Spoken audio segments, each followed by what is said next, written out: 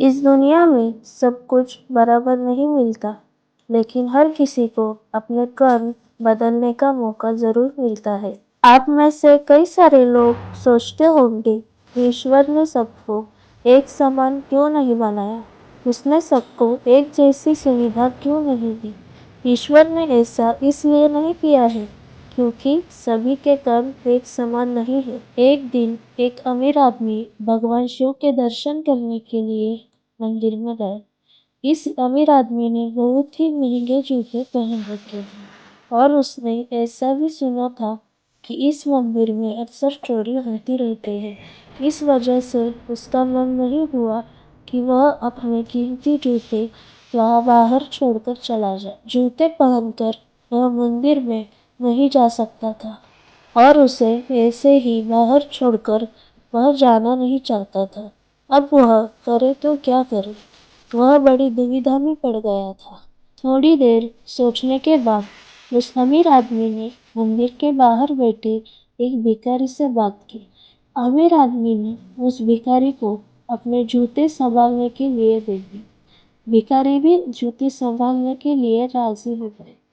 फिर वो अमीर आदमी अंदर मंदिर में पूजा करने के लिए चला गया।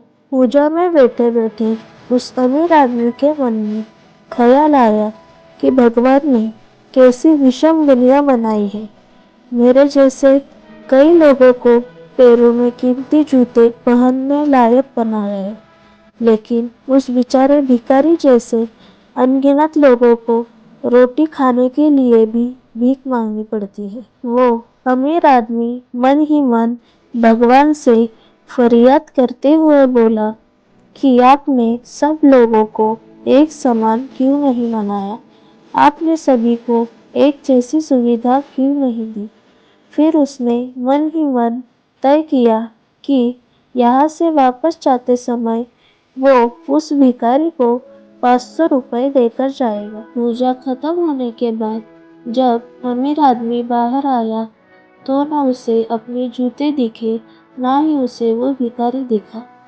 उस अमीर आदमी को लगा कि भिखारी किसी काम से कहीं बाहर गया होगा, इसलिए थोड़ी देर तक उसने वहीं खड़े रहकर उस भिखारी का इंतजार किया। काफी देर तक इंतजार करने के बाद भी जब भिखारी वापस नहीं आया तो उस अमीर आदमी को पता चल गया कि भिखारी उसे ठग के चला गया। दुखी होकर अमीर आदमी नंगे पैर ही अपने घर की तरफ चल पड़ा। रास्ते में उस अमीर आदमी ने देखा कि फुटपाथ पर एक जूते चप्पल बेचने वाला बैठा है। अमीर आदमी एक जोड़ी चप्पल खरीदने के लिए उसके पास पहुंचा। वहां पहुंचते ही उस अमीर आदमी की नजर उसके जूते के जैसे ही जूते पर पड़ी। अमीर आदमी पहचान गया कि ये उसी के जूते हैं।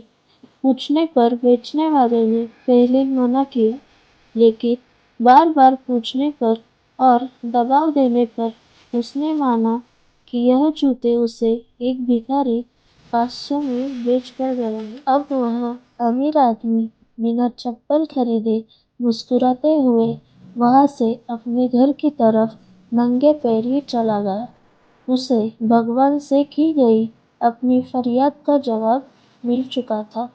उसे समझ में आया कि जब तक लोगों के कर्म एक जैसे नहीं होते, तब तक सब एक समान नहीं हो सकते। भगवान ने उस भिखारी के तकदीर में 500 रुपये लिखे ही थे, लेकिन कैसे कर्म करके उसे लेना है, यह उस भिखारी के हाथ में था। अगर वह चोरी ना भी करता, फिर भी उसे 500 रुपये मिलने वाले थे। शायद उसके ऐसे ही बुरे कर्मों की वजह से आज वो एक भिखारी था।